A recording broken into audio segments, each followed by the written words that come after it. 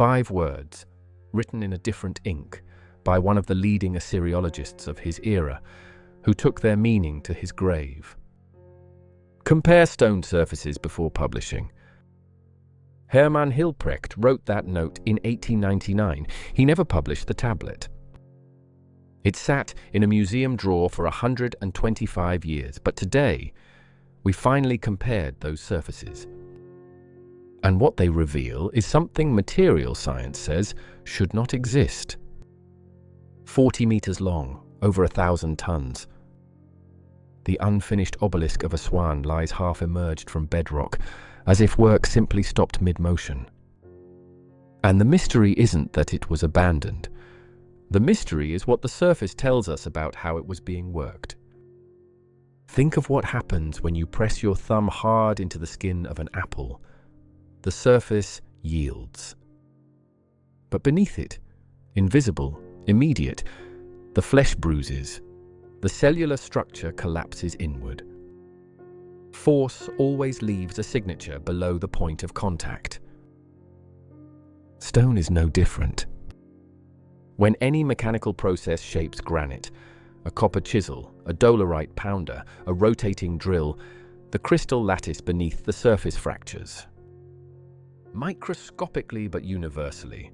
That is not a theory, it is material science. Petrographic examination of the unfinished obelisk reveals no subsurface fracturing. None. The crystal structure beneath the worked face is intact, as though no mechanical force was ever applied. Hold on. No fracturing? None at all?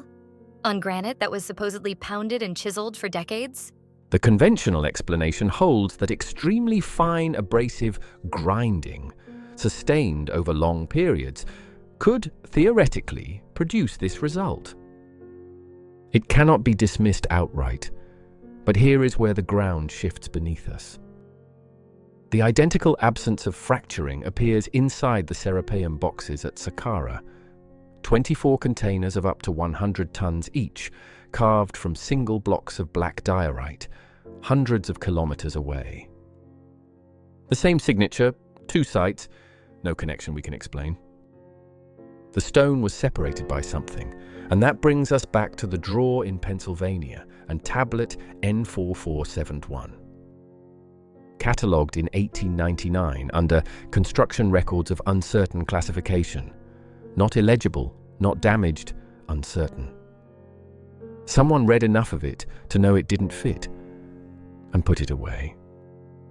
The operative line of N4471 does not use a metaphor.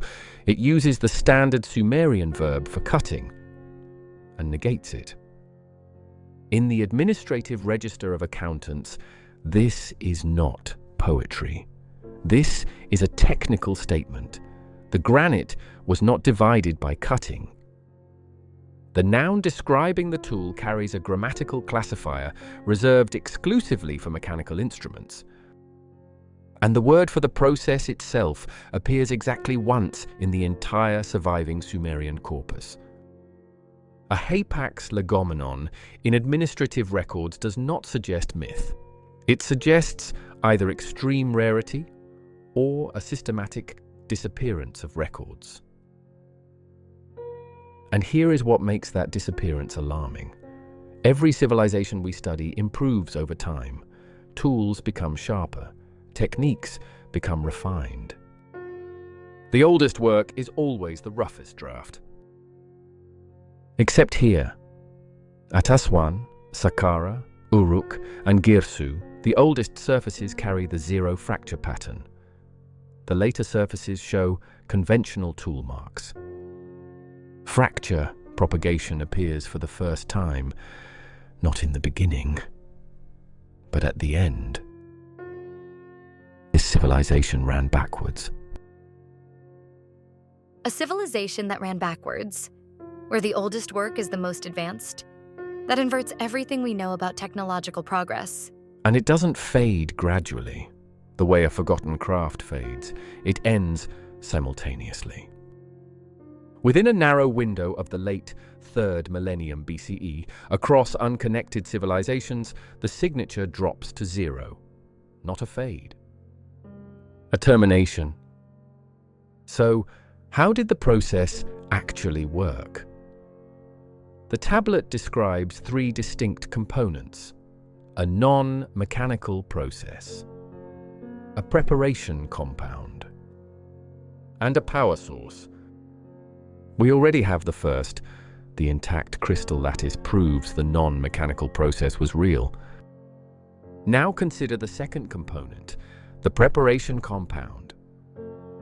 In 2004, a study in archaeometry analyzed drill hole remnants at Aswan. Embedded in those remnants was crushed corundum, one of the hardest minerals on Earth. Not an abrasive to grind the stone away, but a coupling medium. A conductor applied to carry energy directly into the crystalline lattice. A coupling medium? Transmitting energy into granite? Are we describing ancient stone cutting or modern ultrasonic engineering? Modern ultrasonic machining uses this exact principle: a coupling medium transmitting high-frequency vibration into grain boundaries, separating material without physical force.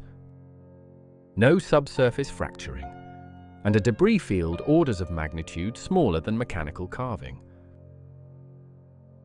Which brings us to the third component, the power source and the missing waste. In 1999, a survey of the Aswan quarry floor found a debris field insufficient by an order of magnitude to account for the stone removed. The waste simply isn't there. One could argue the fine granite aggregate was reused in mortar at nearby sites. That is a reasonable counter. It may be correct, but it does not account for Uruk. It does not account for Girsu.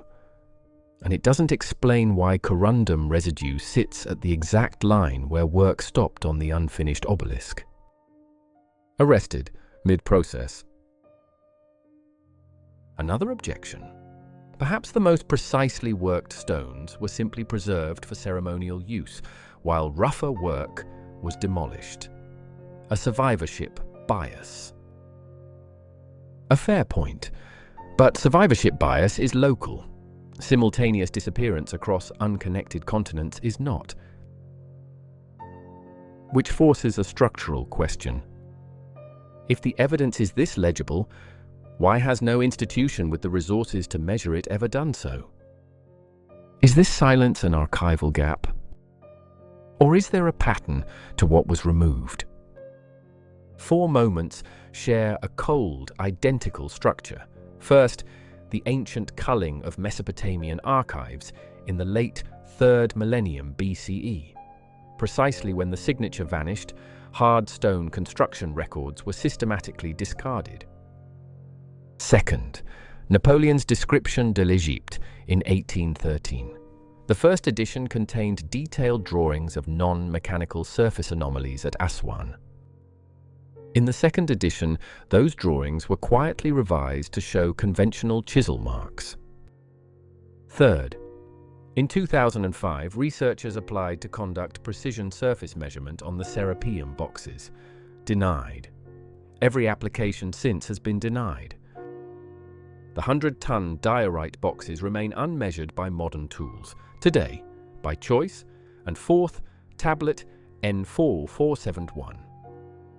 Sitting in storage, listed as pending conservation for 125 years. Each case closes individually. A charitable explanation exists for each one.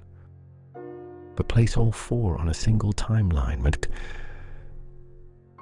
and the pattern becomes unmistakable.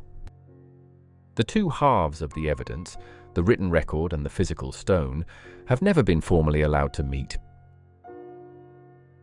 The question that remains is not whether the silence was designed. The question is what happens the moment it ends.